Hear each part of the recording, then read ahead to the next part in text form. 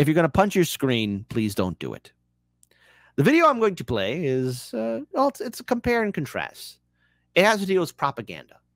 And the other video I'll be following is how State Department official Annelle Sheline has discussed why she resigned over the Gaza policy. So we have a State Department official resigning, publicly speaking out, and then we got some real old school propaganda here.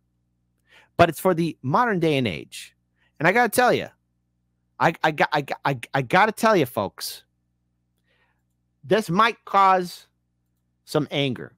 So everyone take it easy, breathe, drink water, shout out to Hotspot. The Zionists are now using Muslims as pawns as cover for genocide. I'm a Jew. Of course I'm Zionist. Israel is my ancestral indigenous homeland. I'm also Muslim and a Zionist because Allah granted the land of Israel to the Israelites in the Quran.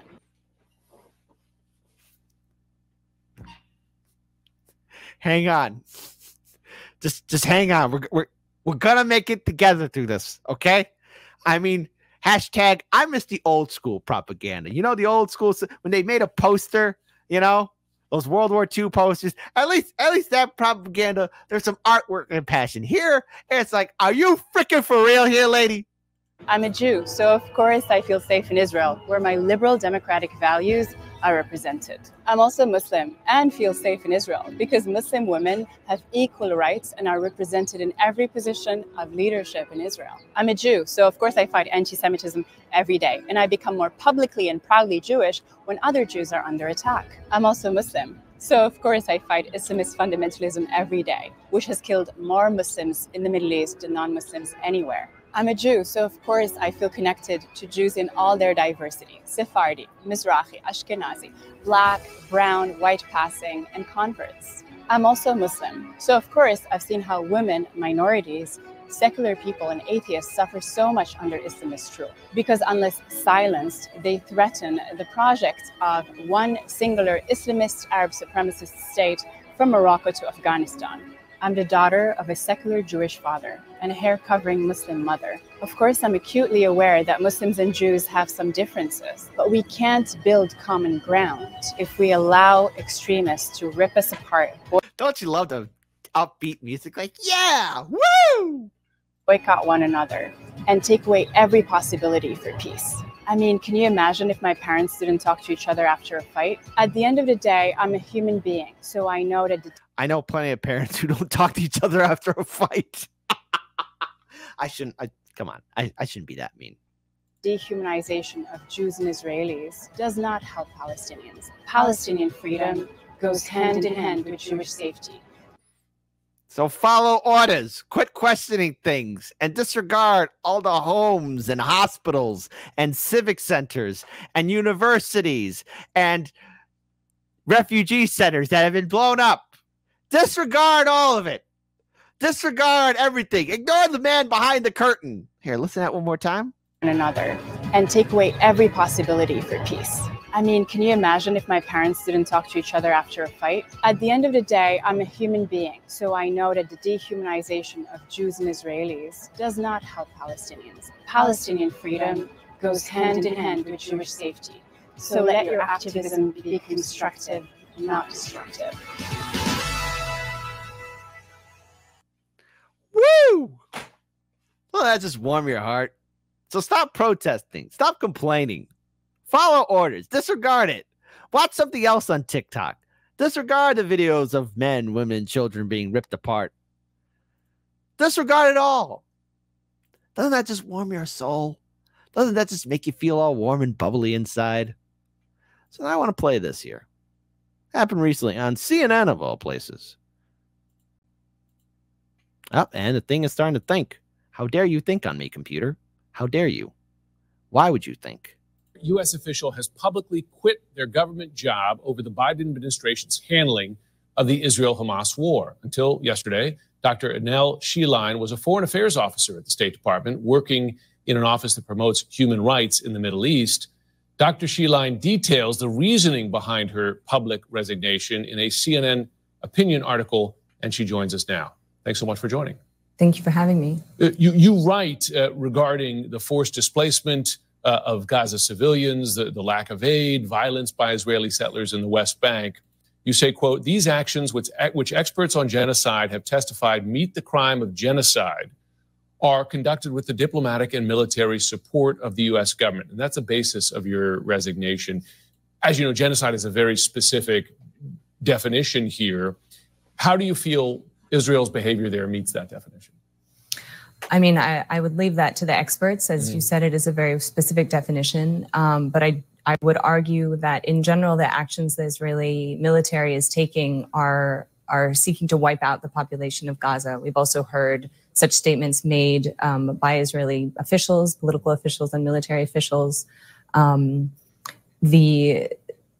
Unfortunately, we're also hearing plans being made now for people to take over the territory of the Gaza Strip. We had Jared Kushner come on and talk about how he's going to build high rises on this beautiful beachfront property.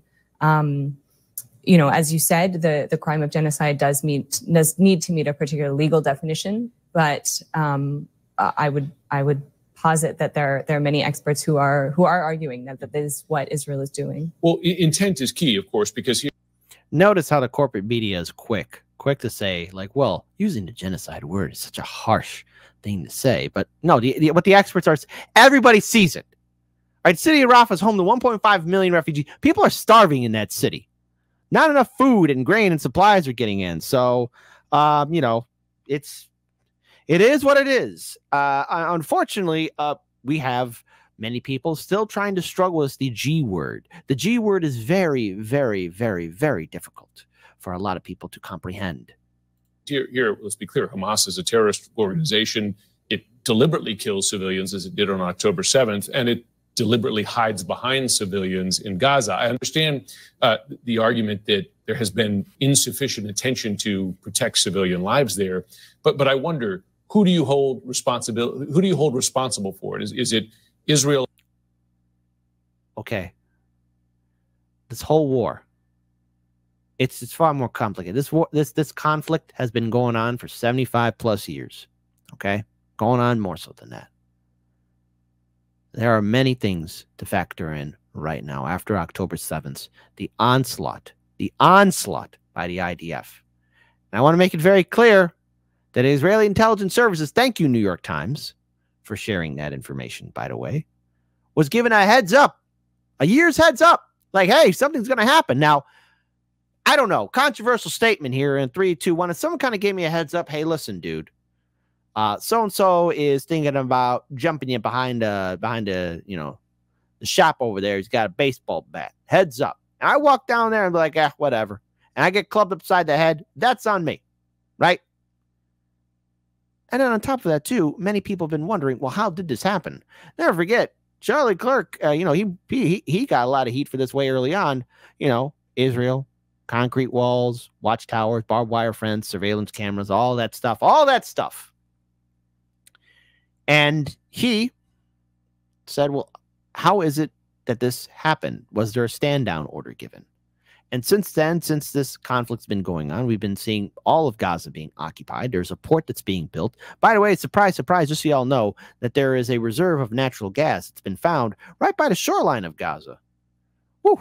Boy, that's a lot of money there. I mean, oh, what a coinkydink that's there. And they're building a port there to deliver food and aid to the people of Gaza, even though anytime food or aid is delivered, the people get shot at.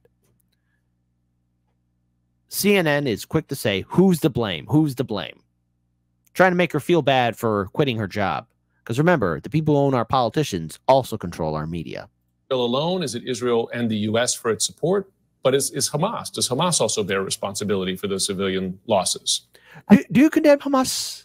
Absolutely. I mean, Hamas is a terrorist organization. I just think that the way Israel and as well as the United States have been involved in conducting this war, it could have been done in a very different manner. The levels of the casualties that we're seeing, the use of starvation as a weapon of war, the fact that the United States isn't using its leverage to insist that aid get in and that a ceasefire be put in place. In particular, we're seeing from the Israeli public, their frustration with the fact that their own hostages are not actually being prioritized. Instead, we have the prime minister whose political future depends on this war going on for as long as possible. He's talked about going after Lebanon as well.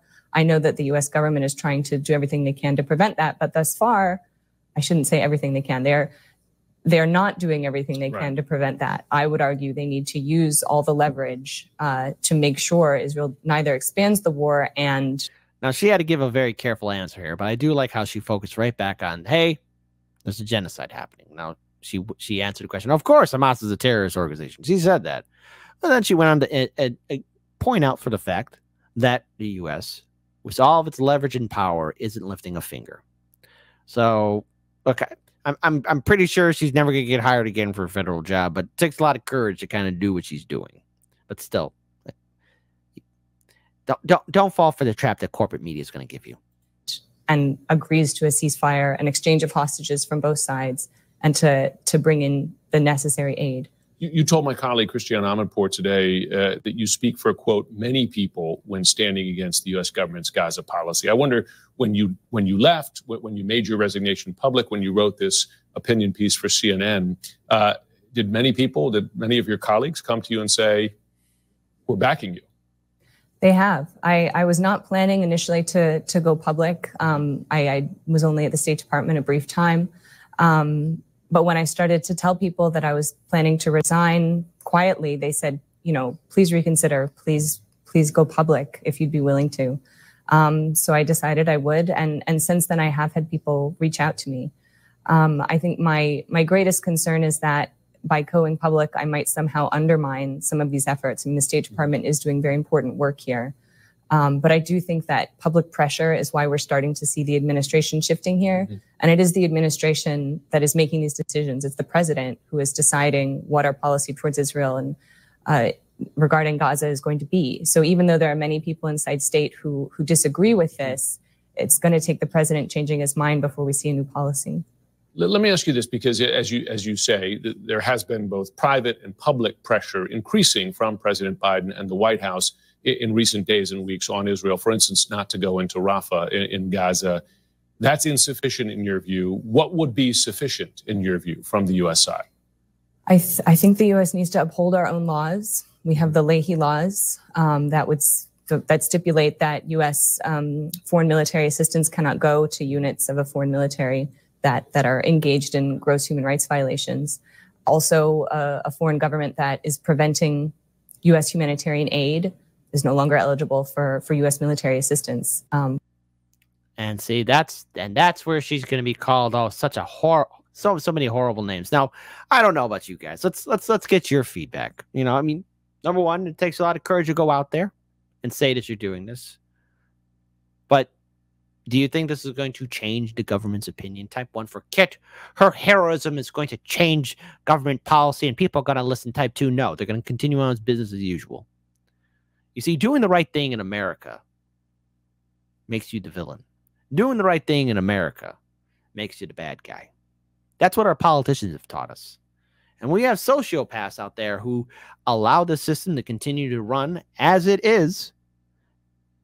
Of course, you're going to be vilified. If you do good, you're the bad guy.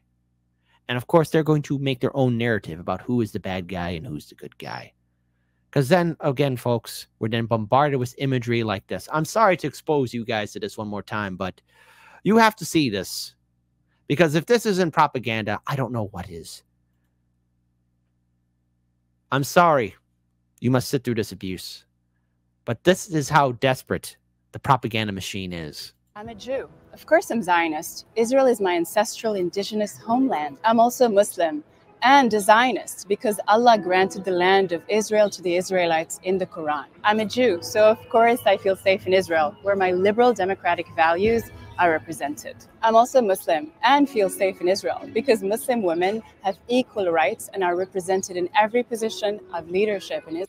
God in heaven, it's a nightmare. Make it stop. Israel. I'm a Jew, so of course I fight anti-Semitism every day, and I become more publicly and proudly Jewish when other Jews are under attack. I'm also Muslim, so of course I fight Islamist fundamentalism every day, which has killed more Muslims in the Middle East than non-Muslims anywhere. I'm a Jew, so of course I feel connected to Jews in all their diversity: Sephardi, Mizrahi, Ashkenazi, Black, Brown, White passing, and converts. I'm also Muslim, so of course I've seen how women, minorities, secular people and atheists suffer so much under Islamist rule because unless silenced, they threaten the project of one singular Islamist Arab supremacist state from Morocco to Afghanistan. I'm the daughter of a secular Jewish father and a hair-covering Muslim mother. Of course, I'm acutely aware that Muslims and Jews have some differences, but we can't build common ground if we allow extremists to rip us apart, boycott one another, and take away every possibility for peace. I mean, can you imagine if my parents didn't talk to each other after a fight? Make the hurting stop. How desperate are you, Israel, for propaganda? Oh, disregard all the men, women, children dying. At the end of the day, I'm a human being, so I know that the dehumanization of Jews and Israelis does not help Palestinians. Palestinian freedom goes hand in hand with Jewish safety. So stop questioning things and follow orders. So let your activism be constructive, not destructive.